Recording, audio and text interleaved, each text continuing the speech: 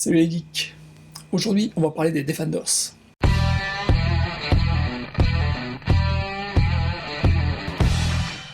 Et aujourd'hui, on ne va pas parler de ces Defenders-là. Enfin, juste un tout petit peu.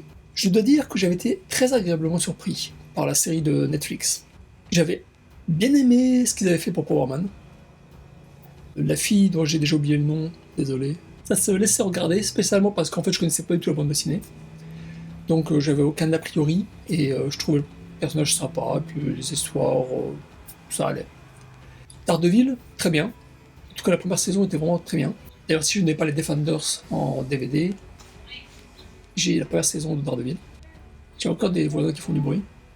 Par contre, Iron Fist, ça avait été une boucherie, mais je dois vous dire que, en tant que comics, Power Man, j'aime beaucoup.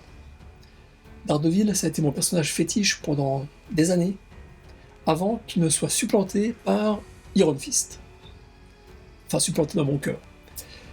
Et quand j'ai vu ce qu'ils ont fait avec la série télé, un petit blanc qui ressemble à rien, avec une barbe, des cheveux frisés, qui fait des vannes plus ou moins débiles, et je sais que c'est en rapport avec le personnage de la bande dessinée, enfin son évolution dans les comics récents, et moi je l'ai connu dessiné par Gil Kane, dessiné par John Byrne, quand il était sérieux, enfin sérieux si on peut dire. Le mec c'est une arme vivante. Il faut qu'il se maîtrise pour maîtriser son chi, pour transformer son poing en point d'acier. Comment ce personnage-là peut être un espèce de rigolo qui fait des blagues débiles, des blagues carambars tous les 3 mots. La série télé a été aussi débile que le personnage actuel. Donc là ils ont raccord, mais bon ça me plaisait pas. Et j'ai pas du tout apprécié la série télévisée. Sauf à la fin, je crois que c'était la 2e saison, quand on a les filles du dragon. Et Colleen Wing, oui, elle correspond parfaitement à son personnage de la bande dessinée. Juste pour ça, j'ai trouvé que Netflix avait réussi à sauver un tout petit peu les meubles. Mais quand même pas suffisamment pour que j'achète la série en DVD. Mais donc la série des Defenders en série Netflix, oui, j'ai trouvé qu'ils avaient réussi à un bon amalgame, que chacun à tour de rôle avait le spotlight. Je fais mon Jean-Claude Van Damme. Parce qu'ils ne sont pas aware. Non seulement chacun à tour de rôle avait les honneurs donc d'être le héros de l'épisode, mais en plus leur arc narratif avait du sens. Je trouve que Netflix avait fait du bon boulot pour les Defenders. Et en fait donc pour 3 des 4 personnages. Ceci dit, si je vous ai réunis aujourd'hui devant YouTube, c'est pour vous parler de cet omnibus. Alors ça y est, je l'ai reçu. Il contient les 19 premiers Defenders, plus les 2 premiers Giant Size, plus plein de petits épisodes que je ne connaissais pas, qui ont été disséminés ici et là dans différentes séries, et qui ont mené à la création des Défenseurs. Il y a notamment Namor et le Docteur Strange. Et le Docteur Strange, Namor et le Surfeur d'Argent, ce sont les Titans 3, donc les 3 titans. C'est comme ça qu'au début les Défenseurs se sont appelés, quand ils n'existaient pas encore en tant que non-groupe. Parce que les Défenseurs c'est un non-groupe. Et donc cet omnibus a été vraiment un régal de découvrir ces premiers épisodes, et puis de découvrir les premiers épisodes des Défenseurs. Avant de vous montrer un petit peu plus en détail certains épisodes, je vais vous expliquer pourquoi j'aime les Défenseurs. En fait, j'ai énormément de mal moi-même à comprendre pourquoi je les aime. Je pense que c'est leur statut de non-groupe qui m'a plu. À chaque fois, que ce soit dans Press Pocket, donc dans des épisodes en noir et blanc, ou en couleur, je crois que, mis à part la Valkyrie, et peut-être Nightwalk, mais les autres changeaient tout le temps. Donc je me disais, mais c'est les Défenseurs, ça? Je reconnais donc juste 1 ou 2 personnages, et absolument pas les autres. Mais les autres, c'était donc Doctor Strange, c'était Namor, c'était Hulk, Power Man, il y avait la Gargouille, il y a eu le Fauve, Angel, X-Men. C'était des seconds couteaux, mais en même temps des seconds couteaux qui avaient la classe, quoi. Et leurs aventures aussi me surprenaient. C'était pas les Vengeurs. Ils avaient des combats cosmiques, mais moins cosmiques que les Vengeurs ou que les 4 Fantastiques. Ils étaient intégrés dans l'univers Marvel, ils en faisaient partie, mais en même temps, ils étaient un petit peu à part. Les Défenseurs, ils sont là, ils se prennent un truc sur la tronche, Et puis, heureusement pour eux, il y a telle personne qui est disponible et puis qui va venir les aider. Et qui, en venant les aider, va rester dans leur groupe un épisode, 10 épisodes, 50 épisodes, puis va repartir. C'est rigolo parce que dans les tout premiers épisodes, la Valkyrie passe son temps à dire « Oui, viens chez les défenseurs, nous sommes les défenseurs, attention, voilà les défenseurs ». Et puis Namor ou un autre dit « Non, mais attends, on n'est pas les défenseurs, on n'est pas un groupe. Hein, Donc, l'air de dire, elle s'en bat de la petite, mais non, c'est pas nous les défenseurs, on n'est rien. Je trouvais ça intéressant. Et ça m'a toujours poussé à vouloir en savoir plus. Surtout que, notre ami Amazing Geek a fait une vidéo, et je le remercie bien bas de l'avoir faite, où il explique en long, en large et en travers le bordel que Haredi avait fait à l'époque pour publier les épisodes des Défenseurs. C'est une boucherie, quoi, c'est un massacre. Et pour s'y retrouver, on a vraiment du mal. À chaque fois donc, que je lisais un épisode, donc en noir et blanc ou en couleur, que je trouvais ces super-héros différents, je voulais en savoir plus. Là, je voulais savoir pourquoi telle personne est venue et pourquoi telle autre est partie. Donc c'est pour ça que je suis très content d'avoir trouvé cet omnibus. Je vous parlais de la Valkyrie. En fait, la Valkyrie, c'est mon personnage fétiche des Défenseurs. Je me souviens que je l'avais rencontré pour la première fois sur un banc, dans un spécial Strange. Et c'était une histoire, je crois, de l'araignée. Mais c'était soit l'araignée, soit c'était la chose. Donc Marvel Team Up ou Marvel 2-in-1. Et après, elle avait son cheval ailé. C'est dans cet omnibus que j'ai découvert en fait la raison du cheval ailé. Bon, il y a le Chevalier Noir, qui est un membre des Vengeurs, qui lui arrive un truc, et donc il perd temporairement son cheval et son épée. Et qui est-ce qui les récupère ? Eh ben, c'est la Valkyrie. C'est quelque chose que je ne savais pas. Et j'avais jamais fait le lien en fait, parce que bon, je suis pas non plus un grand amateur des Vengeurs, j'avais jamais fait le lien entre son cheval, enfin entre le cheval ailé de la Valkyrie et le cheval ailé du Chevalier Noir. Je ne savais pas que c'était le même. Vous allez me dire, on s'en fout du cheval, mais c'est ce genre de détail justement qui ancre les Défenseurs dans l'univers Marvel. Et c'est ce genre de détail que j'adore. En plus, il y a eu ma Dream Team. C'était Gil Kane au dessin et Klaus Johnson à l'ancrage. Quand Klaus Johnson ancre les dessins de Gil Kane, c'est Dieu existe. Gil Kane, c'est la perfection du corps humain. Tous les muscles sont à leur place. Quelle que soit la position acrobatique, tous les muscles sont à leur place. Et je sais que c'est un concept que les fans des dessinateurs de images ne peuvent pas comprendre. Mais chaque muscle est là où il est censé être. Ce qui ne veut pas dire que le dessin est statique. Au contraire, c'est ce qui fait tout l'intérêt des dessins de Gil Kane. C'est que les corps sont en mouvement, les corps explosent de mouvement, mais tous les muscles sont là où ils sont censés être. Donc il y a ça d'un côté. Klaus Johnson ajoute de la matière, de la texture, il ajoute des ombres, il rajoute de la densité au corps.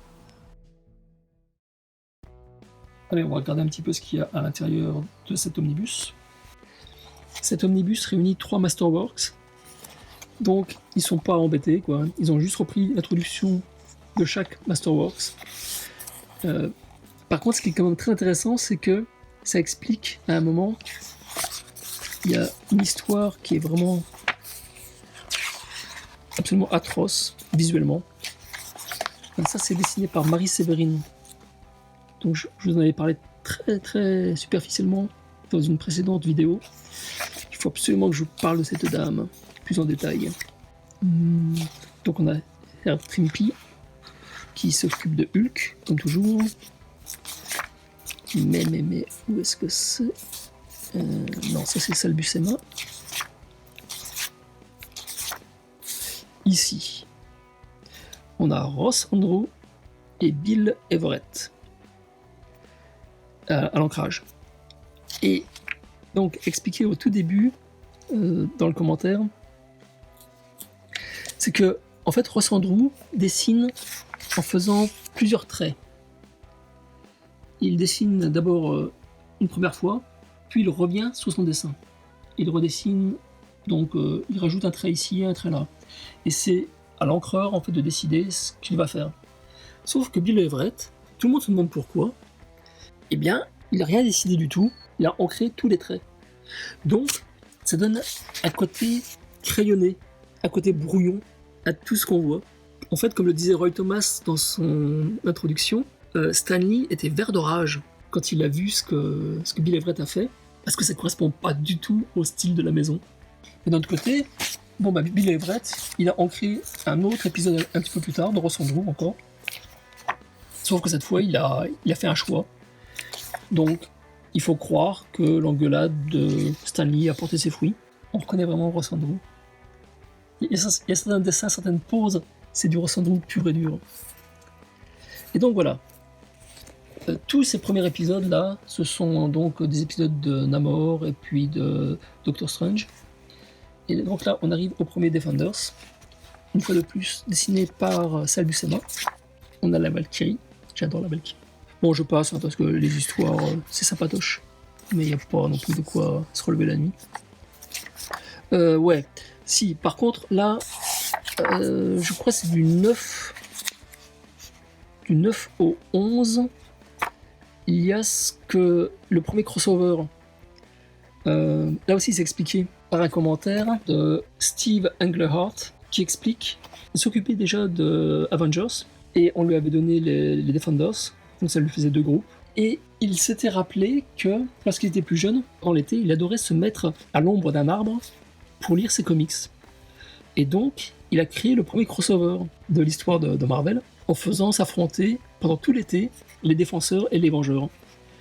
C'était de Defenders 8 à 11 et les Vengeurs de 116 à 118. Et les méchants, c'est Dormammu et Loki. Ici, le Giant Size Defender 1, c'est Jim Starlin qui fait les introductions. Parce que donc, on a 2-3 pages de Jim Starlin et puis on a une réédition.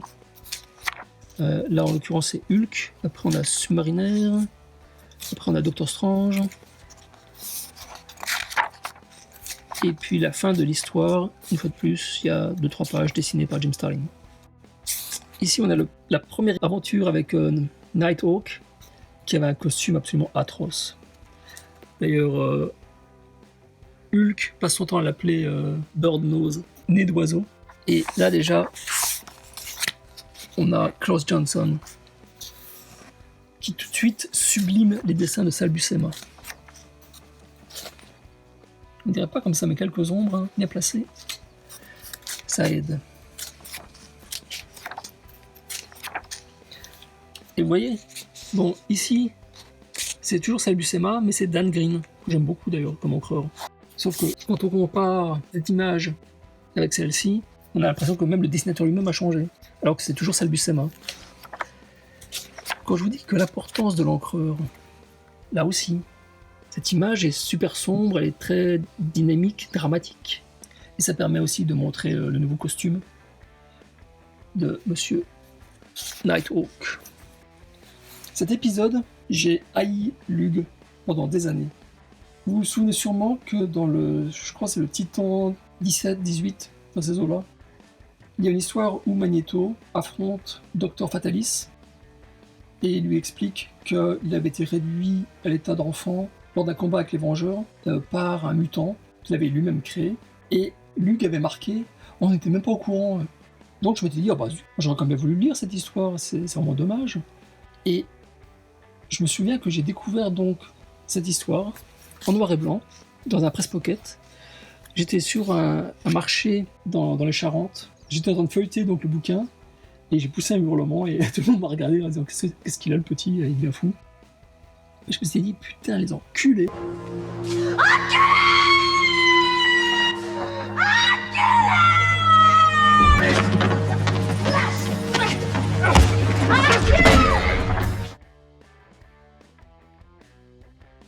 Parce que le voilà ce fameux épisode où on apprend comment Magneto a été transformé en enfant, enfin a été réduit en enfant.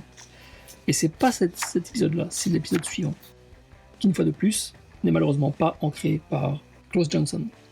Donc c'est vraiment un épisode ancré par Tartampion, un par Klaus Johnson, pendant plusieurs numéros à la suite. Cette couverture elle est super célèbre, par Gil Kane. Donc là c'est le méchant Magneto avec son pauvre mutant, qui pèse le pour et le contre, et puis qui se décide que Magneto et sa bande ce sont des affreux. Ça aussi, cette image-là aussi, elle est super célèbre. Hulk, comme il est la patate, ancré par Klaus Johnson, dessiné par Gil Kane. J'avais bien aimé cette scène où on a une petite fille qui guide le monstre. Ça fait beaucoup penser au Frankenstein, au film Frankenstein, sauf que la fin est plus heureuse pour la petite fille. Et puis donc là, on avait le fils de Satan. Ici, on a Power Man. Ah, j'avais adoré avec le Wrecking Crew. J'adore ce groupe de méchants. Et voilà, une fois de plus, Klaus Johnson qui arrive, ça change tout. Quel dommage qu'il n'ait pas dessiné le combat précédent. Mais au moins, il ancre celui-là. Et donc voilà, ça c'est la fin de l'omnibus. Avec comme d'habitude des pin-up, puis des reproductions de couverture originale.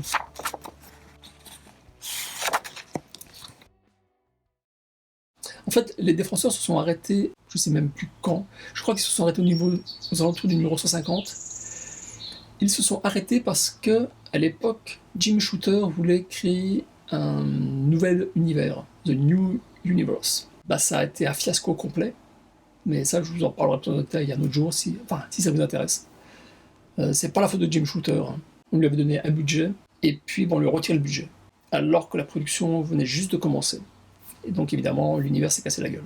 Mais pour créer son nouvel univers, il était décidé d'arrêter certaines séries, notamment Master of Kung Fu, notamment Les Défenseurs.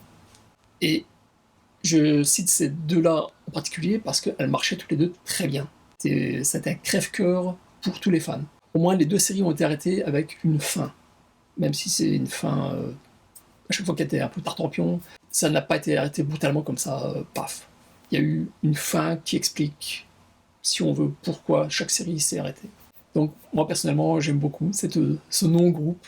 J'aime les personnages qui s'y réunissent.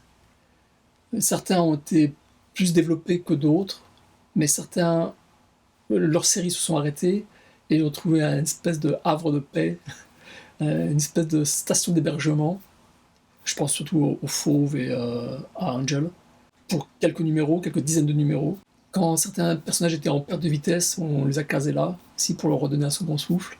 Les défenseurs ont beaucoup servi à l'univers Marvel. Donc dites-moi dans les commentaires ce que vous pensez de la série télé et puis de la série des comics, ou des deux, si vous les connaissez. Comme d'habitude, retrouvez-moi sur les réseaux sociaux, Instagram, Facebook, Twitter. Je vous dis à très bientôt, peut-être pour une autre série, je ne sais pas encore. Et puis portez-vous bien. Ciao ciao.